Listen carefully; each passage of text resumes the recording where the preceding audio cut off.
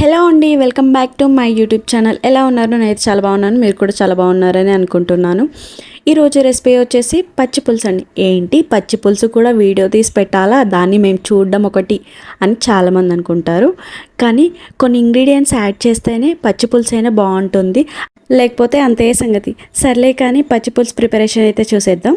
ముందుగా ఒక గిన్నె తీసుకొని అందులోకి ఒక పెద్ద సైజు నిమ్మ సైజ్ అంతా చింతపండుని యాడ్ చేసుకోండి. యాడ్ చేసుకొని అందులో కొద్దిగా వాటర్ వేసుకొని చింతపండుని వాష్ చేసుకోండి. నెక్స్ట్ అందులోకి వాటర్ వేసి చింతపండుని నానబెట్టేసుకోవాలి. చింతపండును ఒక 20 minutes నానబెట్టుకోవాలి. నానబెట్టుకున్న తర్వాత ఇప్పుడు చింతపండు నుంచి గుజ్జును తీసుకోవాలి. ఆ విధంగా ఫిల్టర్ చేసుకోవాలి. నేను వీడియోలో చూపించిన విధంగా అయితే చేసేసుకోండి. ప్రతి ఒక్కరికి తెలుసు చింతపండు నుంచి గుజ్జు ఎలా తీయాలో, అది కూడా తీయాలా అంటే తెలియని వాళ్ళకి కొంతమందికి తెలియదు. సో అందుకైతే వీడియో తీస్తున్నాను. ఇప్పుడు అందులోకి ఒక 1/2 teaspoon red chilli powder add చేసుకోవాలి. నెక్స్ట్ ఇందులోకి సాల్ట్ని కూడా యాడ్ చేసుకోవాలి. మీకు రుచికి తగినంత సాల్ట్ని యాడ్ చేసుకోండి. పులుపు ఎక్కువే కాబట్టి కొద్దిగా సాల్ట్ ఎక్కువ పడుతుంది.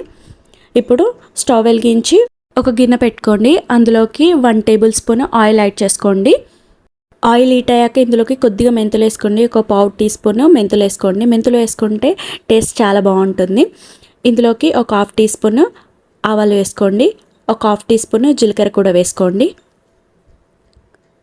ఇప్పుడు ఇందులోకి ఒక మిర్చి కట్ చేసుకొని వేసేసుకోండి. ఒకసారి గరిటెతో తిప్పేసేయండి. ఇప్పుడు ఇందులోకి ఒక 1 teaspoon నువ్వులు వేసుకోండి. నువ్వులు వేసుకోవడం వల్ల పచ్చిపులుసు చాలా టేస్టీగా ఉంటుంది. నెక్స్ట్ ఇందులోకి ఒక 2 రెమ్మల కరివేపాకును కూడా వేసుకోండి. కరివేపాకును అస్సలు స్కిప్ చేయకండి. కరివేపాకు వేసుకుంటేనే చాలా టేస్టీగా ఉంటుంది. నువ్వులు కూడా వేసుకోండి. నువ్వులు కూడా చాలా టేస్టీగా ఉంటుంది వేసుకుంటే. ఇప్పుడు ఇందులోకి ఒక 1/2 teaspoon పసుపును యాడ్ చేసుకోండి. యాడ్ చేసుకొని ఒకసారి మంచిగా గరిటెతో తిప్పుకోండి. ఇప్పుడు పోపు వేగింది కదా, పోపు వేగిన తర్వాత ఇప్పుడు ఇందులోకి చింతపండు రసాన్ని వేసుకోవాలి. వేసేసుకొని ఒకసారి గరిటెతో మంచిగా కలిపేసుకోండి. ఇప్పుడు టేస్ట్ ఒకసారి చూసుకోండి. సాల్ట్ తక్కువ ఉంటే ఇప్పుడు సాల్ట్ని యాడ్ చేసుకోండి. ఇందులోకి కట్ చేసుకున్న కొత్తిమీరని కూడా వేసేసుకోండి.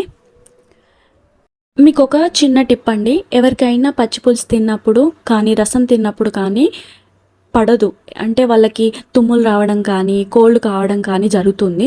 సో అలా జరగకుండా ఉండాలంటే ఇలా పచ్చి పులుసుని కొంచెంసేపు మరిగించాలి. ఒక 5 to 10 minutes మంచిగా మరిగించాలి. మరిగించిన తర్వాత తింటే వాళ్ళకి ఎలాంటి తుమ్ములు కానీ కోల్డ్ కానీ అవ్వదు. కొంతమంది కోల్డ్ తుమ్ములు అవుతుందని చాలామంది పచ్చిపులుసుని కూడా అవాయిడ్ చేసే వాళ్ళు ఉంటారు. సో అవాయిడ్ చేయకుండా ఈ విధంగా మరిగించండి. మరిగించి ఆ పచ్చిపులుసుని మీరు తీసుకోవడం వల్ల అయితే ఎలాంటి కోల్డ్ కానీ తుమ్ములు కానీ అయితే రావు. సో ఇది యూస్ఫుల్ అవుతుంది అనుకుంటున్నా మీకు. ఇప్పుడు పచ్చిపులుసుని ఏం చేయాలంటే లాస్ట్లో అయితే ఆనియన్స్ కట్ చేసేసుకొని వేసేసుకోండి.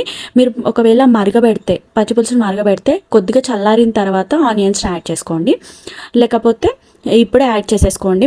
మరిగించకపోతే అయితే వెంటనే యాడ్ చేసేసుకోవచ్చు. టేస్టీగా ఉండే పచ్చి పులుసు రెడీ అయిపోయిందండి. ఈజీగా అయితే చేసేసుకోవచ్చు. కానీ మెంతులు స్కిప్ చేయకండి. నువ్వులు కరివేపాకు వేసుకోండి, చాలా టేస్టీగా అయితే ఉంటుంది. మీకు నా వీడియో హెల్ప్ఫుల్ అవుతుందని అనుకుంటున్నాను. హెల్ప్ఫుల్ అయితే తప్పకుండా నా ఛానల్ని మీరు లైక్ చేయండి, షేర్ చేయండి, సబ్స్క్రైబ్ చేయడం మాత్రం మర్చిపోవద్దు. Thank you for watching.